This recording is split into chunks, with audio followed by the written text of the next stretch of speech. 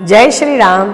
श्री ब्रह्मचैतन्य गोंदवलेकर महाराज यांच्या प्रवचने या पुस्तकातील आज 1 एप्रिलचं प्रवचन. संगतीचे जीवनात अतिशय महत्त्व आहे. आयुष्यात संगतीला फार महत्त्व आहे. संगतीचा परिणाम विनासायास आणि बरेचदा नकळत होतच असतो. संत संगती लाभणे ही अत्यंत भाग्याची गोष्ट आहे. ती पूर्वपुण्याईमुळेच लाभते. ज्याच्याशी आपण संगत करावी त्याचे गुणधर्म आपल्याला येऊन चिकटतात हे आपण पाहतोच. समजा काही लोकांनी इथे यायचे ठरवले.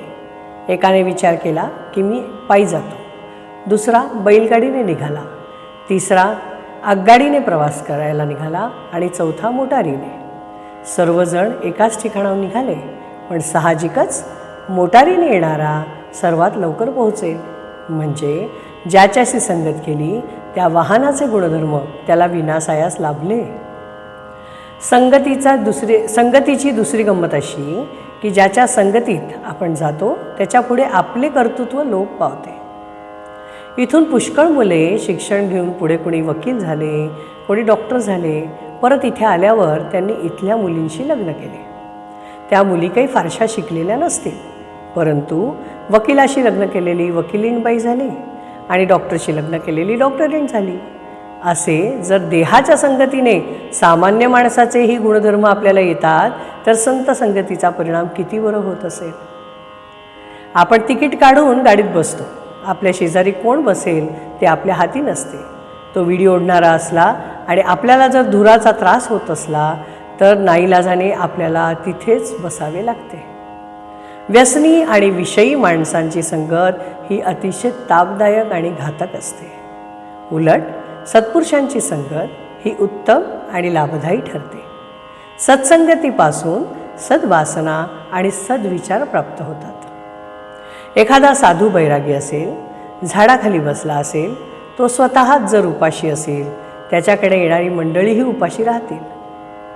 समर्थांकडे कोणी गेला तर ते म्हणतील मी भिक्षेची झोळी घेतो, तूही घे, दोघेही भिक्षा मागून आणू आणि जे मिळेल ते शिजवून खाऊ. पण संत गृहस्थाश्रमी असेल तर आपल्याकडे येणाऱ्याला तो वाटेल ते करून खायला घालेल.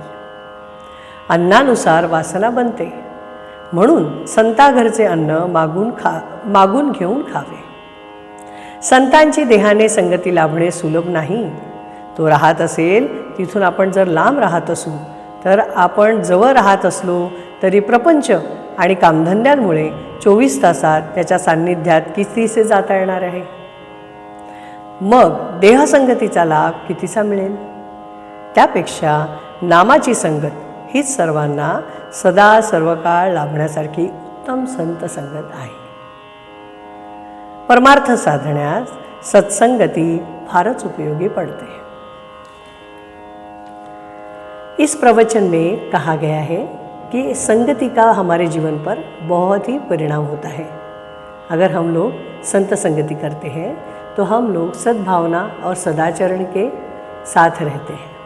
अगर हम लोगों ने कुसंगति की तो उसके बहुत ही गंभीर परिणाम हमारे पूरे जीवन पर होते हैं और उनके बुरे गुण हमें कैसे लग जाते हैं हमें पता भी नहीं चलता.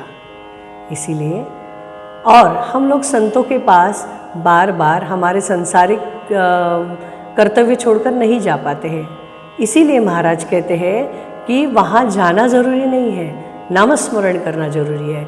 अगर आप नामस्मरण करेंगे तो आपको संत संगति अपने आप मिल जाएगी और आपके विचार सद्भावना और सदाचरण की तरफ बढ़ेंगे और आप एक सुखी जीवन व्यतीत करोगे. जय श्री राम. श्री राम जय जय राम. श्री राम जय जय राम. श्री राम जय जय राम. श्री राम जय जय राम.